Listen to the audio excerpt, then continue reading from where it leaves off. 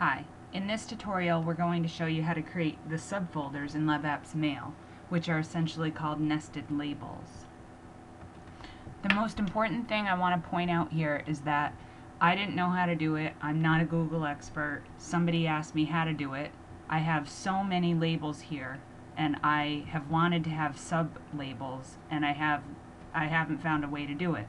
Somebody asked the question, that it was important to them to be able to have like a label for students and then have a series of folders underneath that. So what I did is I did a Google search asking how to create subfolders in Gmail, and I came up with this on my first search, which basically says that the biggest complaint we've heard from people about Gmail is the inability to create subfolders. Well, now you can. Nested Labels is a new lab in Google Apps that allows you to create label hierarchies, which is basically folders and subfolders. And it tells you how to do that. You go to Settings, go to Labs, and enable Nested Labels. Click Save, and then to set up your labels in Google, it explains how parent label would be classes, a / 2009 would be the sublabel. I'm going to go ahead and follow those directions. So I'm in my mail, and I click on Mail Settings, which is over here on the right, and I'm going to go to Labs, and the first thing I'm going to do is you can search for a lab. Like once I type nested labels comes right up, or you can scroll down till you find it. I click on Enable, and then I save my changes. Now that that's done, I can go ahead and organize my already existing labels or create new ones. So I'm going to go back into Settings, Mail Settings, and I'm going to click on Labels. Now, if you haven't imported everything yet, you can start right now and say, okay, I'm going to create a new label called Students, and I'm going to create that.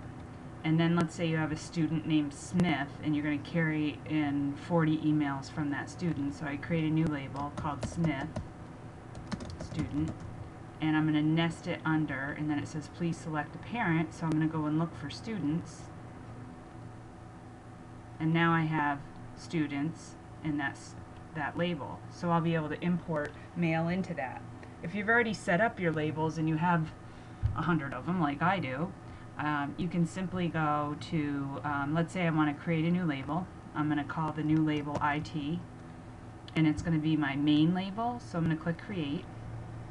Now I'm going to go to the IT people, Bill Waste. I'm going to click on Edit, and I'm going to say I want these emails that I saved to go under IT, and I have one for Dan's answers to my questions. So I say, okay, I want this person. I'm going to click on Edit and say put that under IT. And I also created one for vendors. So if I scroll down my list and I see a vendor, like ISTE conference, I might say, okay, I want to put that under vendors, so I'm going to nest it under and choose vendors. So now I can clean up